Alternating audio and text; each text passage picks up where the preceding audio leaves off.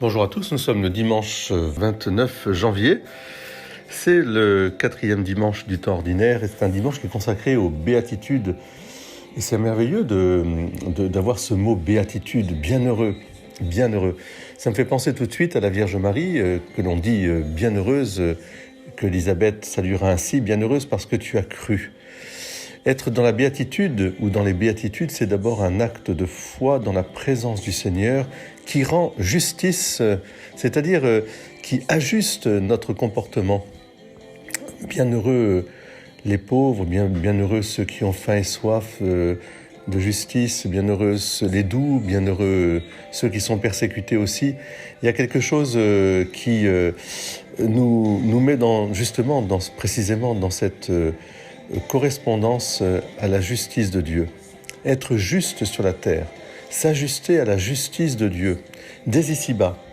Être bienheureux parce que justement nous sommes attentifs, nous écoutons non seulement la parole de Dieu, nous la mettons en pratique, mais nous l'écoutons dans la réalisation concrète, dans la réalisation que nous pouvons voir avec nos frères et sœurs, avec qui nous partageons cette vie. C'est pour ça que c'est très très important d'écouter cette béatitude. Cette justice et cette béatitude, bien sûr, se réaliseront parfaitement dans le royaume des cieux, ou le royaume de Dieu, mais elle est déjà présente dans l'histoire. Là où les pauvres sont consolés et admis au banquet de la vie.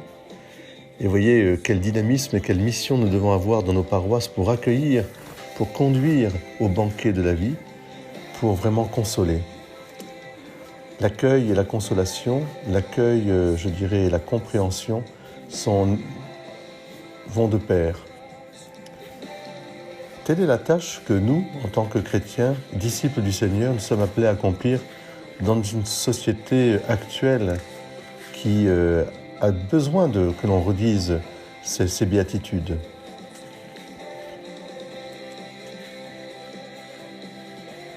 L'évangile du Christ répond positivement à ces béatitudes, à cette soif, cette faim et cette soif de justice de l'homme, à ce désir de se rencontrer les uns les autres, de retrouver la dignité de la personne humaine depuis sa conception jusqu'à sa fin, d'être consolé, d'être, je dirais, pacifié dans une relation où la douceur est une forme exquise de fermeté et de contrôle, de maîtrise de soi, au service justement d'un amour plus grand.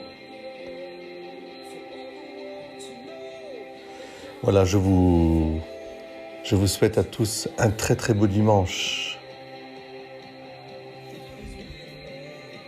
Le Seigneur est avec nous. Soyez bienheureux. Et d'ailleurs, le Seigneur nous invite et nous appelle déjà bienheureux.